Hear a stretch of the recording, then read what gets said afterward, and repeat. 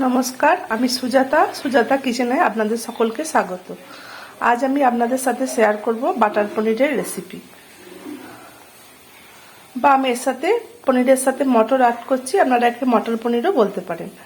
আমার যা যা লাগবে এটি করতে, তাহলে আমি এখানে দুটো টমেটো কুচিয়ে নিয়েছি, একটা বড় পেঁয়াজ কুচিয়ে নিয়েছি, এখানে নিয়েছি কয়েক কোয়া রসুন, একটু আদা, কয়েকটা কাজু বাদাম এবং গোটা গরম মশলা।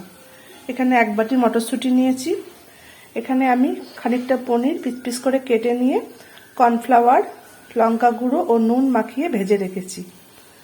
এখানে আমি স্পাইসেসের মধ্যে নিয়েছি নুন, জিরে গুঁড়ো, লঙ্কা গুঁড়ো এবং হলুদ, এবং লাস্টে আমি একটু চিনির বদলে জাগেরি পাউডার ইউজ করছি এবং কাসুরি মেথি, এটা লাস্টে দিয়ে নামাবো।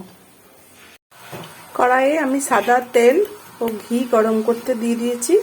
আপনারা ঘিয়ের জায়গায় বাটারও ইউজ করতে পারেন। এরপর আমি একে একে পেঁয়াজ, টমেটো, কাজু বাদাম, গরম মশলা, আদা, রসুন সব মিশিয়ে দিচ্ছি।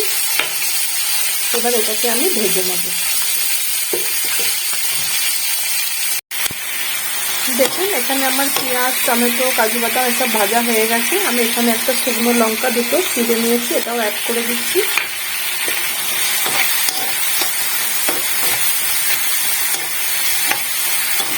এবার আমি আস্তে আস্তে এটা মিক্সিতে তুলব এবং খানিকটা ঠান্ডা করে নিয়ে এটা আমি পেস্ট করে নেব। দেখুন, আমার কড়াইয়ে যে অবশিষ্ট তেলটা ছিল তার মধ্যে আমি আরেকটুখানি ঘি অ্যাড করে দিচ্ছি। আর আমার মশলাটা এখানে পেশা হয়ে গেছে। এবার এটা আমি তেলে অ্যাড করে দেব।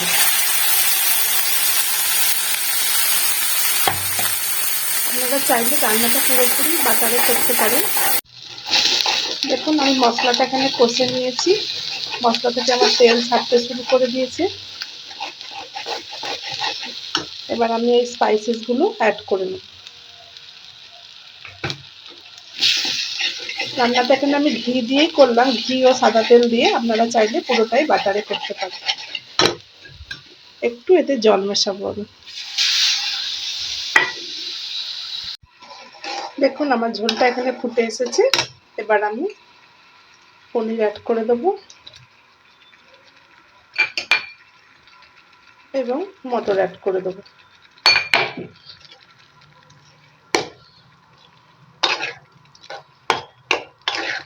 এবার এটা কিছুক্ষণ ফুটতে দেবো। যদিও এখানে আমার বয়েল হওয়ার কিছুই নেই, তবু কিছুক্ষণ এটা আমি ফুটতে দেবো। দেখুন, এটা খানিকক্ষণ ফুটে গেছে।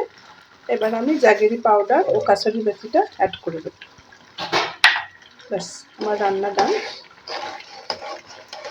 আপনার বাড়িতে যদি ক্রিম থাকে, উপর থেকে একটু ক্রিম দিয়ে গার্নিশ করতে পারেন।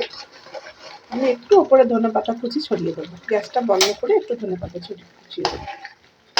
ধনেপাতা কুচিয়ে দেখুন, আমার মটর পনির এখানে একদম রেডি হয়ে গেছে।